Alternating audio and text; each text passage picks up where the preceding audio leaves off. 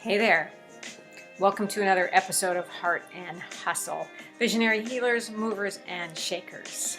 I am your host, Paulette, Rees-Denis, here to bring you magic makers from around the globe, people who are creating change, who have small businesses, large businesses, hobbies, but they are creating the life of their dreams. And that, my friends, is what living is all about. So let us know how you like this episode. Please subscribe, and we'll see you there. Thanks for joining. Hey friends, welcome to another episode of Heart and Hustle, Visionary Healers, Movers, and Shakers.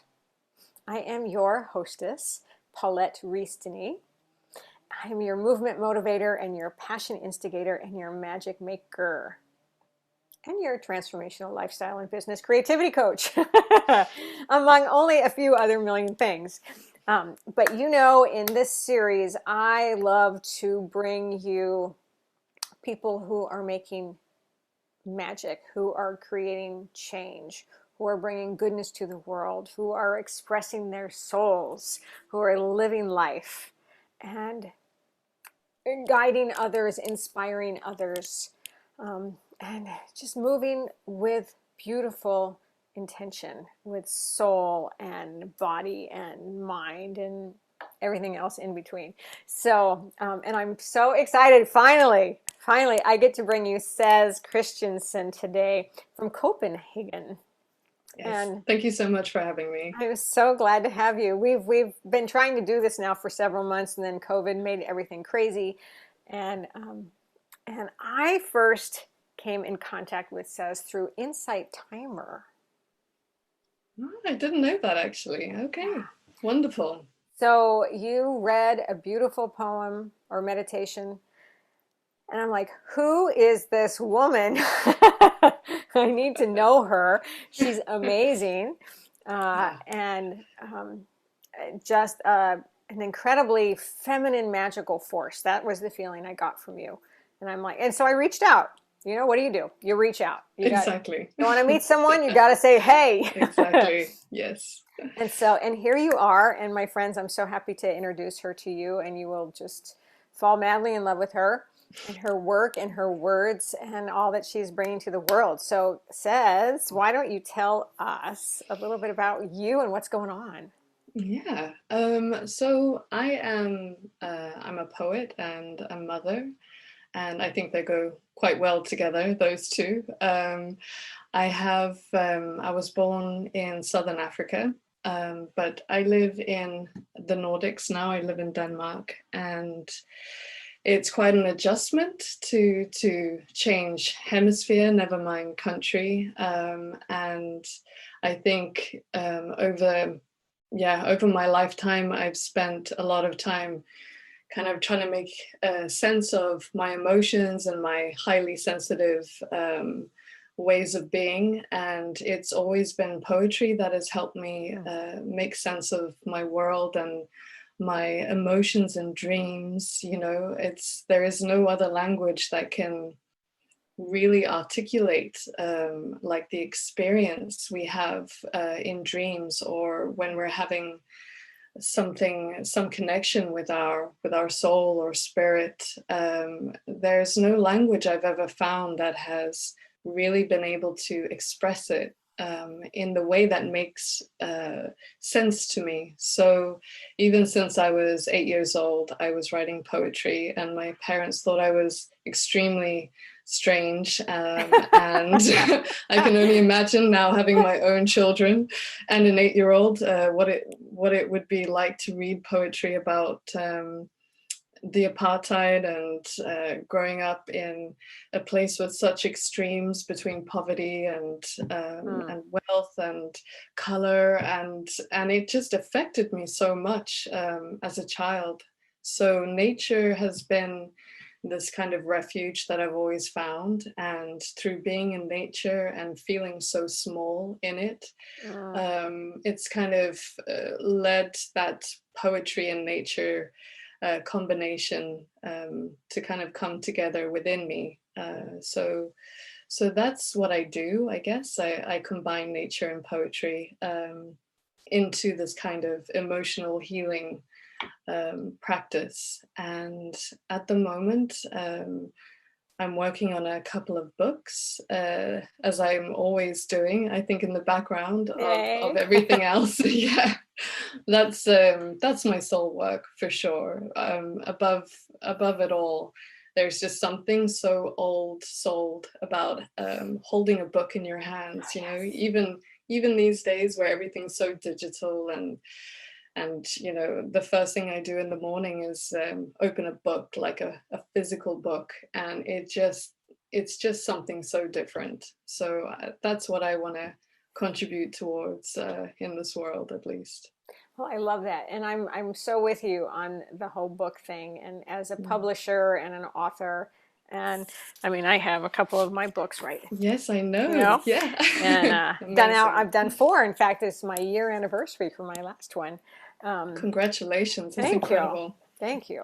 And but it's so rewarding to put it out there, but it's so Mm. fulfilling to get it down into that form and then to hold it. And Mm. I read a lot of books on my iPad because I travel, and I've been listening to more books on my when I'm out running in the morning. I Yeah. listen to a lot of inspirational type books and stuff when I run, and I love that. But there's Mm. still nothing about the physical book. I mean, nothing can take its Absolutely. place, right? No, and the beauty is, you know, having those audiobooks, it really does connect you to a bigger world. You know, there's not a lot of time to sit down and read. Right. So it is a beautiful thing, technology. But I think when your soul is aching, or you're having, you know, going through some kind of hardship, there is just nothing more remedial than opening an old book and, you know, smelling it, and just, you know, it just takes you to another place. And also be able to write in it and Yeah, I know. highlight things in Yes, it. exactly. I go back and then rewrite, and yeah, Yeah. I'm such a fan of that too. Yeah. And then the journaling. I mean, because I think Yes. you're a big journaler and writer and teacher of writing, as am I. And every morning I have to have my pen and my journal. And It's therapy. It's literally, I don't know about you, but it's, I think I speak more to my journal than I do my husband and friends, you know, especially if I'm going through something difficult. It's just, it is literally my therapist, and just that cathartic experience of putting that something that is within inside of you onto a piece of paper. It's like it's a release, and you can just see your thoughts on paper, which is quite disturbing, but it's also quite healing, because you're like, right. really, that doesn't seem so Well, important, or right. And I think when it gets stuck in your head, mm, it becomes that mishmash. totally. And then when you get it down on paper, it's like, oh, Mm, okay, well exactly. that's great, or that's good. Get it out of the body, Mm, or it's not so bad, or oh, that sucks, I'm just going to let it go, or whatever, yeah. wherever you go with it. But it's got to get out of here. It's got to get out of the body. Totally. And it's like, it's when you're identifying with it, you identify it with it most when it's inside of you, it's part of you. And then that putting it on paper, there's that sudden separation where it's no longer a part of you. It's just something from you. And I think that's incredibly healing, when you can just create that distance between Mm, you and the monkey brain up there. yeah, Yeah. that thing. But Yeah, and it that also thing. gives it just great clarification. Yeah. It's Exactly. it's the same thing like when you're writing down a dream.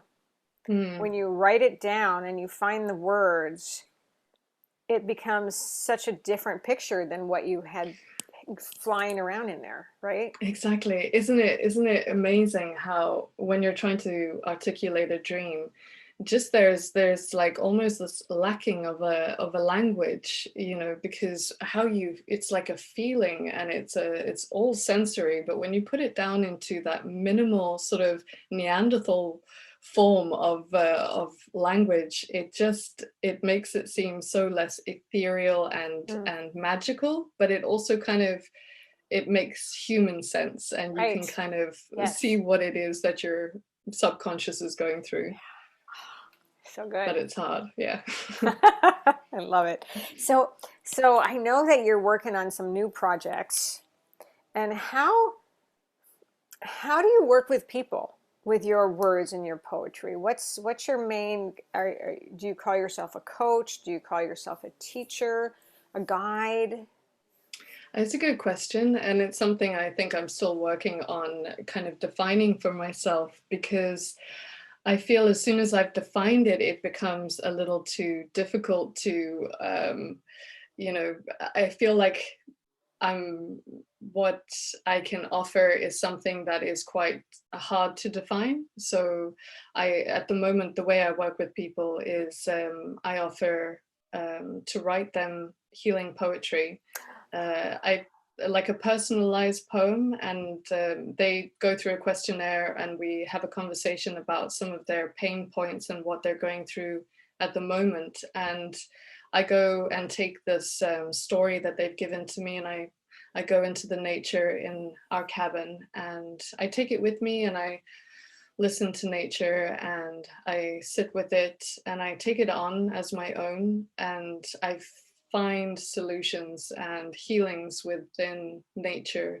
So, and then I'll put it into a poem, which might take me a couple of days to kind of rework and really feel into, and then I offer it back to them. It's kind of like, self-help in a poem, I guess.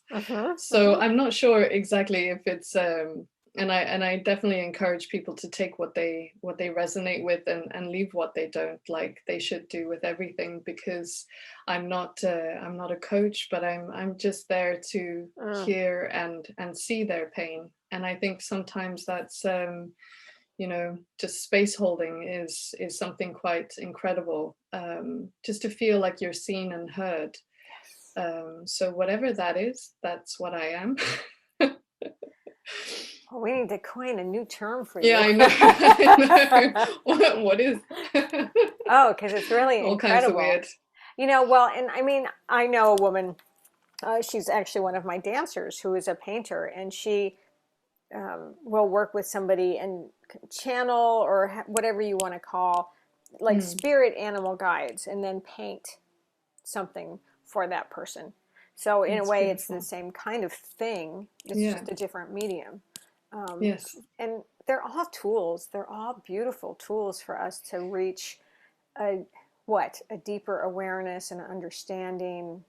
Exactly. And sometimes sometimes you don't have the words, or the the means, or the time, or the connection. Sometimes you're just going through a really bad point in your life, and it's very hard to channel all that healing or positive energy, or connect with spirits, and sometimes you need someone just to show you the way, or give you some kind of hope through that ability that you have. So that sharing of knowledge, or that sharing of hope, is it's also really important in both of the work that we do. And I love what you said, because people want to be seen and heard. I Yeah, think that's one of the main components of being human.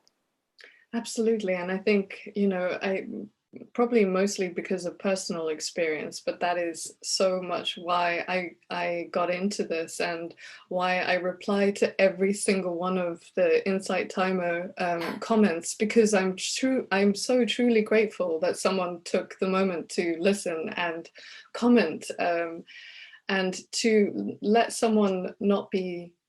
let their comment not be seen or heard. I feel it's like some grave injustice that I'm doing, and I do spend too much time replying to people, considering how much work I have to do. But it's probably the most meaningful part of my work, is because I know what it's like to not be seen and not be heard, and reach out to people that you connect with, and just to never get anything back. It really makes you shrink, and it makes you validate all this stuff that is not true within yourself.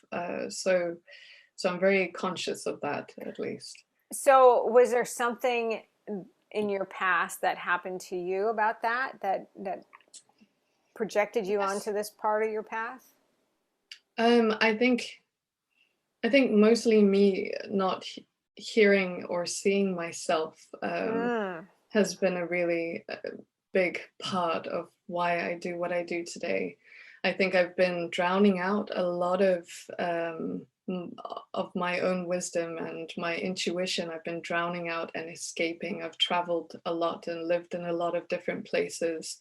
And, you know, the subtle inner knowing that kind of was trying to guide me into the right direction has been very solidly and consistently stamped out by myself, and habits and addictions. And I think when I had to be still from becoming a mother and marrying a Danish guy and moving to his home country and literally, you know, concreting my feet into the ground so I could be still, I really had to face myself and discover that part of me that's been calling me my whole life, and I've just not seen or heard it because I've been looking with the wrong senses. You know, I should have been looking with the heart and not with my desires or my ego. So that has been a big contribution to seeing things and hearing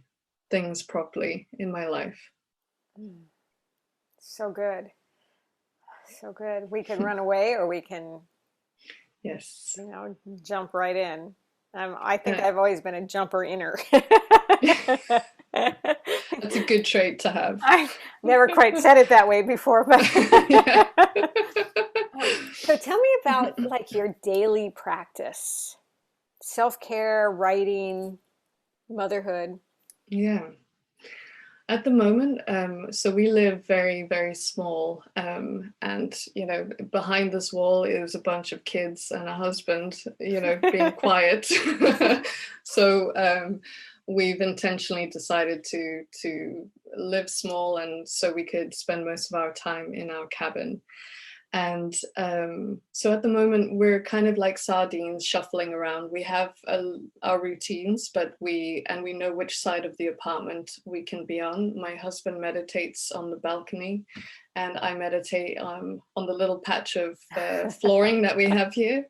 And to be honest, I think I have never been a routine kind of person, but I can very much link not having a container that can hold me every single day is very detrimental to my mental and emotional health. So I really had to you know, tighten up on my discipline. So I tend to make coffee like this ritualistic act, and it really puts me in the mood in the morning. Coffee is a really big thing here in Denmark, so we slow brew, we like heat the oat milk, and it's very silent and beautiful. And I make sure that first cup is just enjoyed without thinking too much. And I run every day after dropping my kids off at school, and I try and listen to a podcast or a book. And after that, I'm fully into writing. I've had to also learn, because I can let myself get away with either too much writing or too much research. So I have a timer, and I have to work in 40-minute stints. And then when that timer goes, I'm allowed to, you know, I'm okay to search the internet or research something. Nice. Or have a cup of tea. But that's made such a massive difference because I would just never be that productive. I would write the whole day and not have anything to show for it. So I've had to just make sure that these little work sprints. Yeah, exactly. And I think being a mother with the small children, and also intentionally doing this job so I can spend more time with them, is very important to make sure that I finish in time, so I do have that afternoon with them. So having a slightly stricter routine has really helped me, because before I would just be working with them in the same room, and that's, you know, that's just the opposite of what I was really trying to achieve. So everything's quite routine at the moment, and it works really well. And if I slip up, I've learned more than anything just to be nice to myself, Right. you know, because I think before, when I was trying to finish a huge book that I had written, I was very unkind in the moments where I wasn't part of this routine, or waking up at 5 like I used to. And that's just not worth living, you know, that's not worth writing for. There has to be some forgiveness. So at least I've gotten better. That's part of my daily ritual, is just forgive everything. That's Yeah. good. Wow. I am a get up at 5 person, and Great. just, you Well know, done. but you know, I love the morning. The morning is Yeah. it's my spiritual zone. It's my connection with earth, and, you know, my words, and Yeah. outside, and because that's when I go out for a run, and, you know, if I don't have that, then my day is crazy. Yeah. And how do you get up? What's the trigger that wakes you up? Or Me, I just wake yeah. up. Yeah. I just wake up. Sometimes it's 4:30. Sometimes it Okay. might be my dog. Um, but I've pretty much got that little alarm clock in my head. Yeah. I don't use an alarm clock unless I have to travel or something like that. Wow, that's amazing. But I just love it so much. It's the holy hour, right? Yeah, it's totally the holy hour or two. Yeah. It's about two. It's pretty good. And then, Beautiful. um, so I have a question for you. Do you have Okay. any poem you could read us? I might do, yes. It's never too far from my desk. Okay. Now, do you have any books out now? I do. I have this one, which is Healing Her, and that one. And Is that new? That's new. so this is the first poetry book I wrote. Ah, And it's currently #1 in African poetry on Amazon. yes. Oh, It's always a little congratulations. thank you.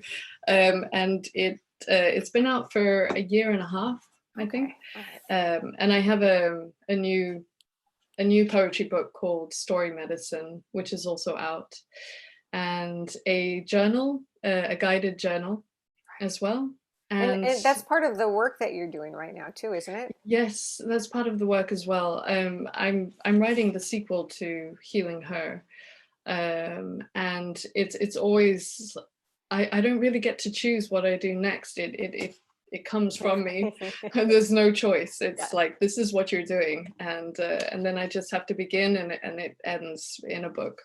So but I have one other book which is with a publisher in the US, and it's a non-fiction book about motherhood as a spiritual practice. So that's quite a niche there, but it's yeah. So there are 4 books at the moment. Sweet. Yeah. Awesome. Okay. Let me see. So the poems don't actually have names, but this is on page 29. So poem 29. Okay. I waited for him to understand what I felt. I waited for him to see what only I could. But the longer I waited, the more I lost myself in the need for permission. So instead of waiting, I started inspiring. I gave myself the permission to be who I wanted to be, and realized I could validate myself. And so I stopped, and so I stepped into my own truth, one breath, one beat, one foot at a time. And with that confidence and conviction, I no longer needed him to see me. And all of a sudden, he saw everything. Yes. Isn't that the truth Oh, it's of so love, good. right? Yes, yes. And now you do meditations too. Yes, it's funny. I've been a great fan of Insight Timer for such a long time, but I think there's something where the voice and the nuances and the words, they have to really resonate for me to sit in that space, that sacred space. And I found it quite hard to find people like that. So I started writing my own for myself and put in poetry, and I'm such an audio experience. Like I want to be in that forest, and I want to be in that clearing or on that beach and hear the birds. I love the experience of meditation.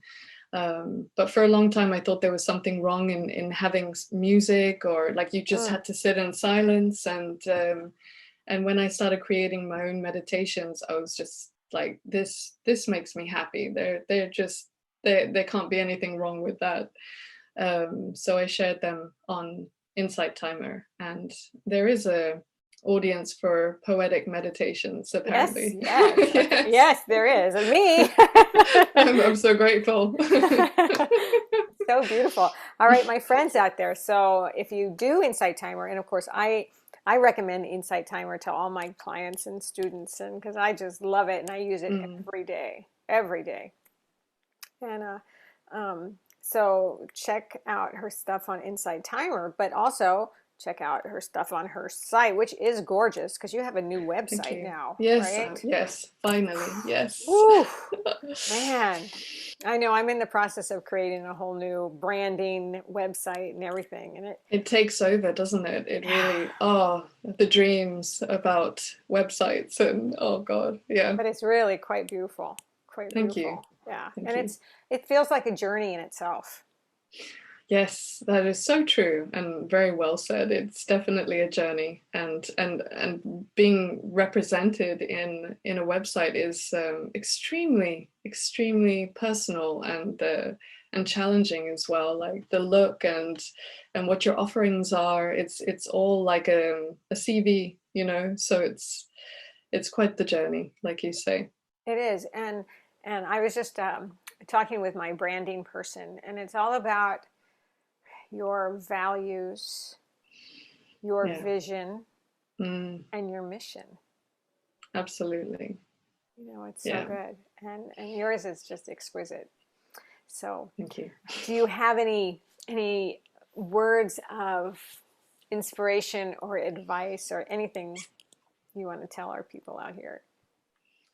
I think I think over this last year, everything has shifted, everything for us as creative people. And I know a lot of people have found different ways to inspire others and to work with the limitations that we've been given.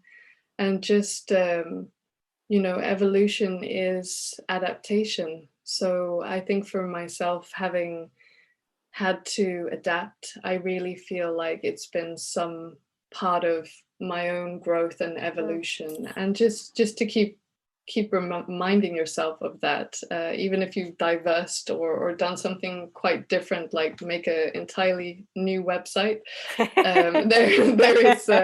There's a greater evolution behind it, and just to keep adapting. I think it's really shown us that that is what is needed in this world, and just to keep going. Oh, That's what it's that's all about. really so wise to keep adapting because what are our choices? Yeah, exactly. And I think this is exactly what has shown us where our strength lies. You know, if we just sit on our hands and say, well, you know, the world has happened to me and this has happened to me, then we're not in a place of power. But the moment you start adapting is the moment you step into your own power, your own ability to look after yourself and keep creating. Mm, mm-hmm. Beautiful. All right, friends out in heart and hustle land, thank you for spending another episode time with me and with Sez today. And you'll get all her links and everything. Please go check out her site and get her books and have her write poetry for you. Yes. So incredible, so incredible, so very, very special. So magical, and that just makes my heart flutter. Gives me goosebumps actually just thinking about it. And I thank you, Sez, for doing the work that you do in the world and for getting it out there, which is also another part of doing the work, right? Yes, that's so very true. 'Cause we can, And vice versa. yeah. So thank you for spending some time with me. Yeah, it's my pleasure. And Thank you for hopefully we having can do me. it again. I hope And so, definitely. And best wishes on all your writing and your books and your journeys. So, Deepest gratitude. Thank you. yeah, and thank you, friends. I am Paulette Rees-Denis, your hostess, and here we are in Heart and Hustle, visionary healers, movers, and shakers. Until we meet again, many blessings. Mwah.